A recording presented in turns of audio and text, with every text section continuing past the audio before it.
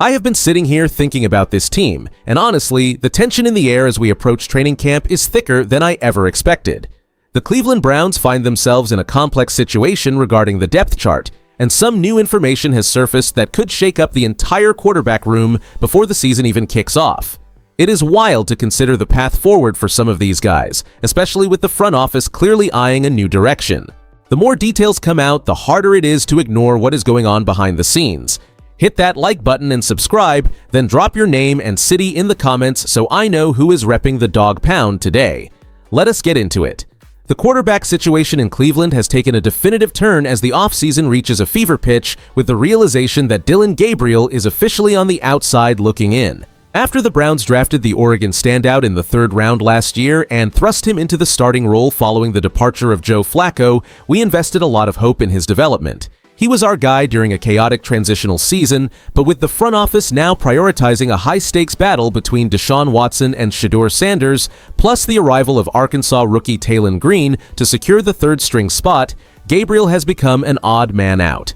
The truth is, the organization has made it clear that his future in the Dawg Pound is effectively over before training camp even begins. This news hit the fan base hard because many of us grew attached to his grit during that stretch last year when he was asked to keep the ship afloat. Seeing a young player who gave everything for this team suddenly relegated to trade bait feels cold, even if it reflects the brutal realities of professional football.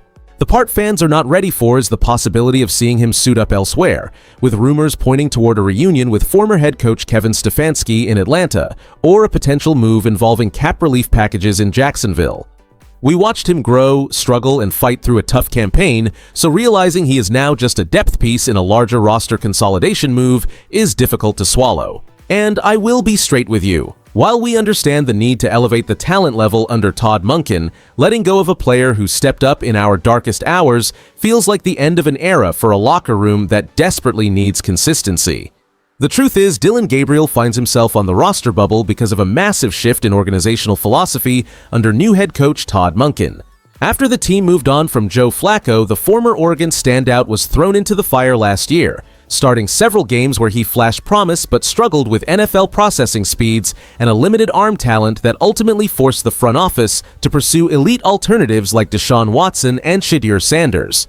Statistically, Gabriel finished his rookie campaign with a completion percentage barely hovering over 55% and a concerning touchdown-to-interception ratio that proved he was not ready for a starting gig.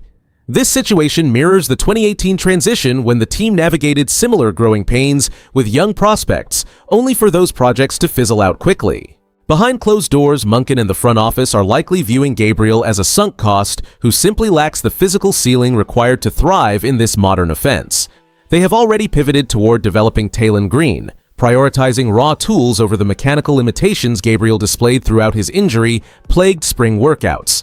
Management understands that keeping a quarterback who cannot eventually start or serve as a high-level backup is a waste of a roster spot, especially with the team needing to clear space for veteran talent. And honestly, the decision to shop him now stems from a cold calculation to recoup any draft capital before he gets cut. We have seen this movie before in Cleveland, and it usually ends with the team cutting bait early to ensure the room is optimized for guys they actually believe in long-term. It is a harsh reality for a kid who stepped up when called upon last year, but in this league, sentimentality never keeps a player on the final 53-man roster. With the regular season looming, the uncertainty surrounding our quarterback room is creating a major distraction that could derail our momentum before we even snap the ball. We need to stop pretending that keeping a crowded, unproductive depth chart is a viable strategy for a team with title aspirations. The bottom line here is that Dillon Gabriel is essentially taking up a valuable roster spot that could be used for a playmaker or a versatile veteran who actually moves the needle. By finding a trade partner like Atlanta, Indianapolis, or Jacksonville, we could finally clean up this logjam, secure some draft compensation, or even facilitate a salary cap dump that provides flexibility for mid-season acquisitions. If we act now, we shift the focus back to the battle between Deshaun Watson and Shedeur Sanders, ensuring that every practice rep belongs to a signal caller who will actually see the field this fall. This roster adjustment is crucial for our upcoming non-conference gauntlets against teams like the Colts or Jaguars, where every minor depth advantage counts.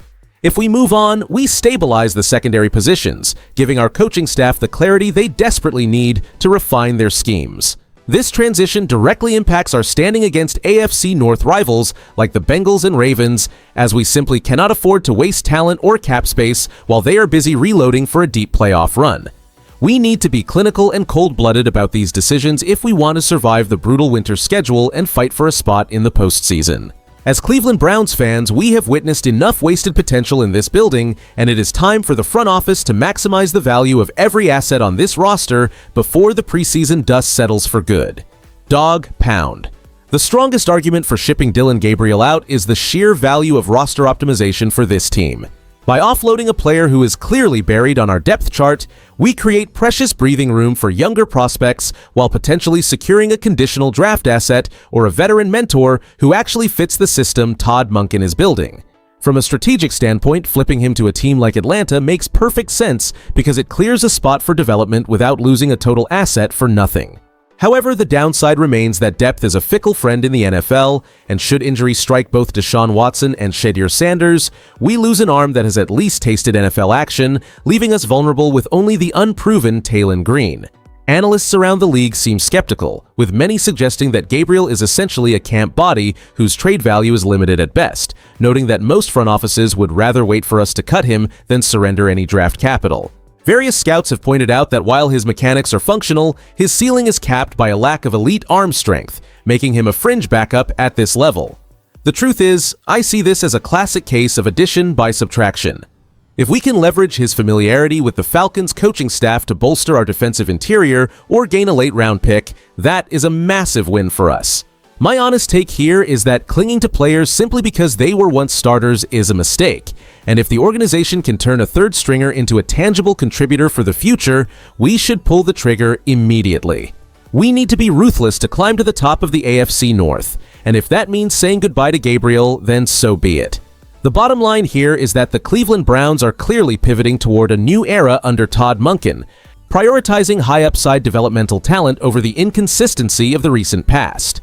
By moving on from Dillon Gabriel, this team is signaling a hard reset in their quarterback room, betting that the unique skills of Deshaun Watson and Shedeur Sanders will define our competitiveness for years to come. As Cleveland Browns fans, we should feel optimistic but cautious because this shift suggests the front office is finally done clinging to stopgap solutions that failed to move the needle. The transition from relying on veterans like Joe Flacco to nurturing young arms like Taylon Green proves that the franchise is focusing on sustainable growth rather than chasing quick fixes that never materialize. We have endured enough instability, so seeing management clean house and streamline the roster to fit a specific vision is a massive step in the right direction. It shows a commitment to building a cohesive identity that can actually challenge for a championship in the next few seasons. While it is tough to watch a former starter like Gabriel become trade bait, the reality is that elite teams must make these cold, calculated decisions to ensure every dollar spent on the cap provides actual value on the field. You should be excited because this team is finally building for the long term instead of just surviving week to week. With training camp right around the corner, we have to wonder, do you think trading Gabriel for a veteran mentor is smarter than keeping him as a developmental project for the practice squad? If you enjoyed the video, do not forget to like it and subscribe to the channel. Dawg Pound. I'll see you in the next one.